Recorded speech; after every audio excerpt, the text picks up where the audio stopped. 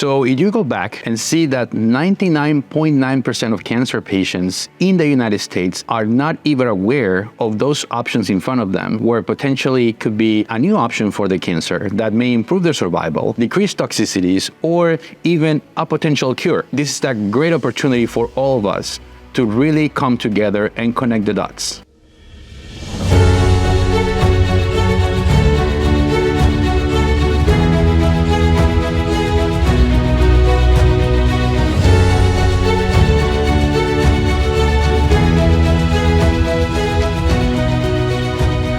You may wonder why Massive Bio is so focused around clinical trials. And one of the reasons is, if you look back at all the innovations that have happened in oncology over the last couple of decades have been because of clinical trials. But interestingly, despite all this potential for these options for patients, many of them don't have access to those clinical trials. So for example, if you go back to the last decade, there is one of the largest studies that had been done in the United States, where, as you know, there's a lot of clinical trials available for patients and a lot of innovation taking place. Even in those scenarios, we are seeing that less than 0.1% of patients have been offered clinical trials throughout the journey based on that information. So imagine 12 million patients with cancer, and out of those, only 0.1% were only given the chance to understand that they have an option like a clinical trial, which may help them to find better options in a potential treatment that is going to help them further. So if you go back and see that 99.9% of cancer patients in the United States are not even aware of those options in front of them, where potentially could be a new option for the cancer that may improve their survival, decrease toxicities, or even a potential cure. This is a great opportunity for all of us to really come together and connect the dots. Because one thing is that clinical trials are there always for patients. There is a ton of clinical trials available at this point in time, at any given time, for many different companies, different institutions, and also all those patients are diagnosed on a daily basis. Unfortunately, cancer is one of those diseases that it's coming every single day and is not going away. But how is it possible that while we're going along with, this train of thought, only 0.1% of those patients are even offered the trial option, and also many of those trials are closing? So does it make sense? Probably not. Because if you have 12 million patients being diagnosed and many of these trials are just closing because of lack of accrual, that means that there is a problem in communication, right? The patient side is not talking to the trial side, and we need to find a way to bring them together. And that's why Massive Bio came to fruition. With Massive Bio, we're bringing technology and AI at scale to help patients find clinical trials no matter where they are in the world or in their cancer journey. So let's go a little bit deeper and understand what clinical trials do. Because many of my patients, as you know, I'm also a medical oncologist and a director of research at several institutions I've been part of. Many of them have no idea what they do, what they mean. And this is an important part of the equation. So clinical trials are the ways that we are putting those drugs or new agents to the test, from going to the mouse or any other animal model where we see the molecule actually making sense to potentially fight a cancer or a specific disease.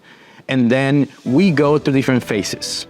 Those phases are characterized by different opportunities for us to understand how the drug works in a specific scenario. So the clinical trials go from phase 0, which is basically the animal model, to phase 1, phase 2, phase 3, and phase 4. And each one of them has different characteristics. So what we call phase 0 are when you are looking at a molecule and it's being tested in an animal model just to check for overall efficacy. They may also be doing it on a cell culture. They have some cancer cells and they use the drug or the potential agent to see if there's a potential efficacy or mechanism of action that makes sense, sometimes based on a biomarker. And I can explain about biomarkers later on in this conversation. But basically, once we have that agent ready, then the owner of the molecule or the institution or organization then says to the regulatory agency, I want to test this drug in humans.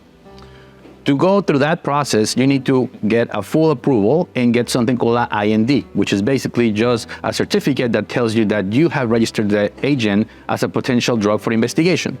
Once you have obtained the IND, which is a very rigorous process, and get registration for that, then you start a phase 1 study. So a phase 1 study is one of them when you are testing the molecule or the agent for overall, dosing. You want to find the right dose for the patients so you can use them in the future. So the way they typically do it is that they cluster patients, most often in a design called the 3+3 design, where they take 3 patients who have the disease that they're trying to treat. Sometimes it could be many types of cancers, for example, but they're trying to see if it has a signal, if maybe potentially can help those patients, and to find the right dose, they put it in clusters of 3 patients. So the first 3 patients get the lowest dose possible based on calculations that they do, and they check them over time to see how they evolve in terms of side effects, if they had a good response to treatment, and they record every single one of those side effects. Of course, it's an intense schedule. A lot of patients who go into phase 1 clinical trials are patients who had typically run out of options and they're trying something completely new because it's so early in the phase of development that you want to, you're really being the first ones, the pioneers of that drug for that indication, and you're helping not only yourself, but you're helping other patients in the future to identify what's the best dose. So once they assess those patients, they go higher and higher and higher. And there is always a ceiling. That means once you see that the patient had a significant side effect, they basically stop there and they choose the lower dose below that. And that's what we call the maximum tolerated dose. And also is the dose that it will be used for potential phases across the clinical trial portfolio. So they will basically use that for phase 2 and potentially phase 3. Okay, now that we talk about phase 1 clinical trials, let's talk about phase 2. What do they mean? What is that phase? So as you can imagine, it's just the immediate next step after we found the dose for that agent. It could be a pill that you take by mouth, or it could be an infusion that you get through the IV, or a combination, sometimes even subcutaneous, like as you get like an insulin shot. And it all depends on the type of molecule. It depends of also the regimen you're going to use sometimes. And in many occasions in clinical trials for cancer, we are using a lot of combinations with the standard of care. Why? Because we're trying to optimize the current treatment options. A lot of the options that you get right now from your oncologist is actually a good option, and it's going to give you the best outcomes possible, and that's what oncologists will offer to you. However, as we know that many of them don't lead to a cure or a sustained response, we're trying to find ways by using these drugs in combination so we can get you to that level.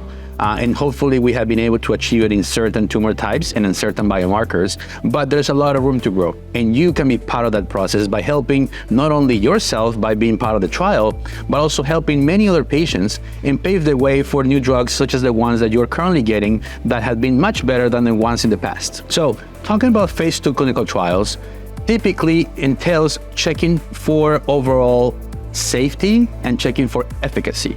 Now that we have been able to establish the dose and that overall there were no severe side effects that weren't, maybe stopping or changing the drug or the dose, then we are testing in a larger number of patients. Why? Because we want to see the effect across multiple, types of patients, different ages, different we call performance status or level of activity, and making sure that they are, reflective of the population as a whole. And this also that the part of diversity, which is key here. We want to make sure that patients in clinical trial represent all, kinds of life. But at the same time, they need to have the same indication, maybe biomarker or cancer type, a stage or line of therapy that you may be. So when they use it against in a patient like has a cancer specifically, then they can align with that as well. So when you look at the options in phase 2 clinical trials, there's 2 ways that it can be done. Sometimes they do what we call the single arm, open label phase 2 clinical trial, where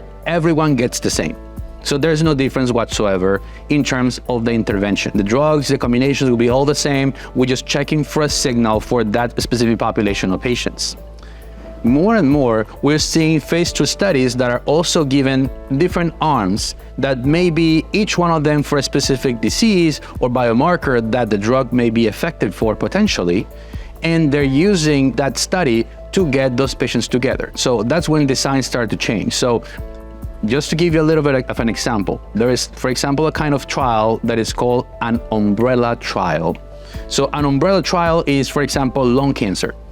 all the patients in that specific trial have lung cancer, but each one of the arms of that clinical trial are going to be focused on a specific biomarker, for example, a mutation found by doing next-generation sequencing or by doing some form of technique to label that. So let's imagine you say a lung cancer that has a mutation in EGFR, and the other one, it has NTRK fusion. All the other one has another kind of mutation that you may be aware of. The idea is that lung cancer could come in different ways, for example, and each one can wear a different hat. The same drug could be used depending on the kind of biomarker. If you all share the same biomarker, you can potentially treat that indication with the same drug.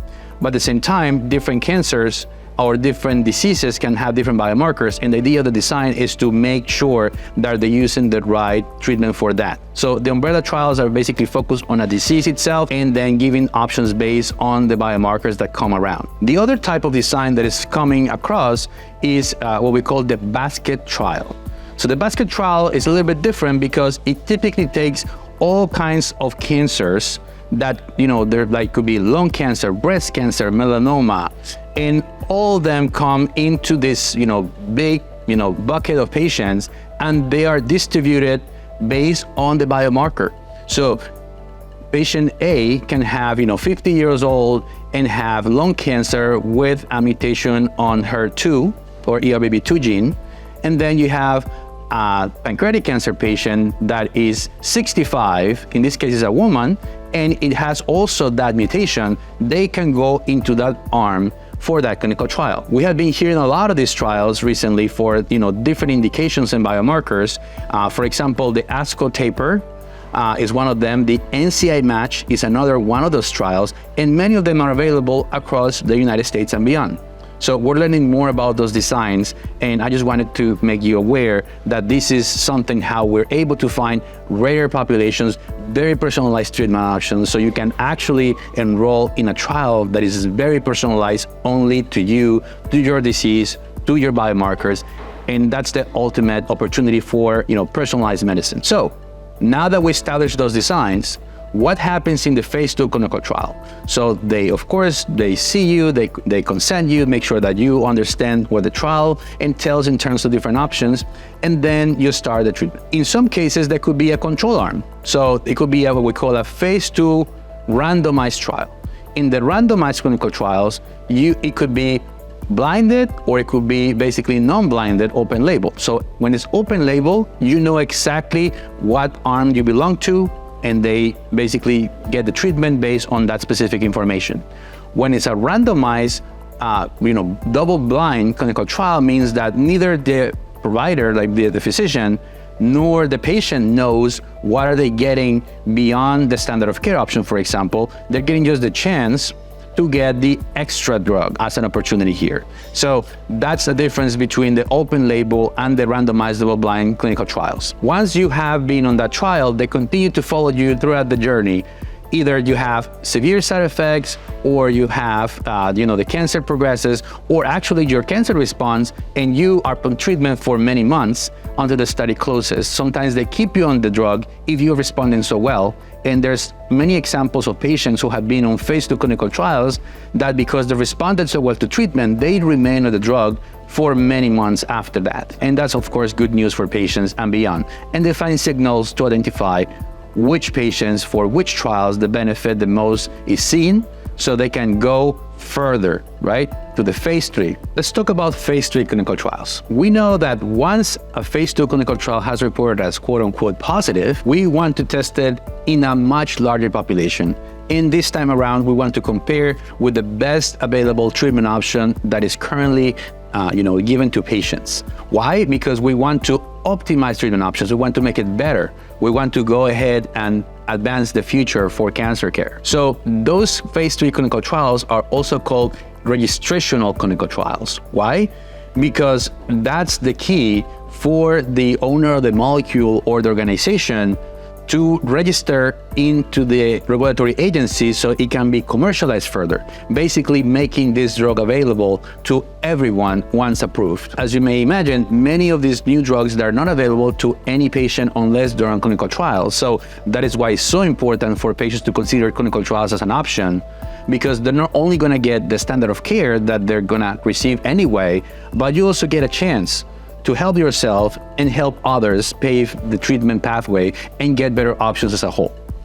So the phase 3 clinical trials, they are always randomized, double-blind clinical trials. So that means that you're going to get the standard of care, but also you may get the chance to get this new drug, this new agent, this new molecule that is going to help patients, hopefully live longer based on results already tested on different phases prior, as we discussed. So in those cases, we are following patients across many months. It's done in multiple sites. So typically these studies are international. So many hospitals, many physicians are involved in these clinical trials, and it takes hundreds of patients to just make sure that there's the right signal statistically so we can establish the potential benefit of that drug, which could be improved survival, hopefully, also decreased side effects, shrinkage of the tumors, and in many cases, it could be what we call a complete response or remission in the case of hematological malignancies. If the study proves to be superior in the progression-free survival, overall survival, all those primary endpoints, after analysis of all those many patients, then they have the permission to register itself now for commercialization. And that's how we get the drugs or these agents available to us in every country. Once the drug has been approved or the agent has been approved for commercialization, there is a last phase called the phase 4 clinical trials. So those are post-registrational trials where they are meant to be to really monitor patients post-commercialization. As you can imagine, patients on clinical trials, they have very stringent criteria. They're almost like elite patients, right? They had to have almost all the criteria checked. They had to be perfect. And that's not reality. What we see patients in real life, they all come from all sorts of different things. They could be completely different in some aspects, and they want to prove in the long run that these drugs are still effective for everyone. And that's why phase 4 studies are done. So we encourage participation, patients basically signing up when they're on taking the drugs to actually register for reporting side effects, see the benefits, and also we use some of that data for what we call real-world evidence, where we want to see how patients do in real world with these drugs. And with that, we come up to the end of this explanation of the phases of clinical trials. What we are passionate about Massive Bio is that we help patients no matter what phase of clinical trials they're interested about, no matter where in their cancer journey they are. We want to help patients at all times. You can be part of a phase 1 clinical trial and then you want to participate in a phase 3. The idea is to use technology at scale to help you at any point. And that's our commitment, that's our mission, and we look forward to helping many more patients. I'm doing it on behalf of my brother, who unfortunately passed away from leukemia. I had really difficult times finding potential options for him, and I think that we can really revolutionize this clinical trial and research conundrum that we're finding. And it's all about communications, and it starts with you. So I welcome everyone for that.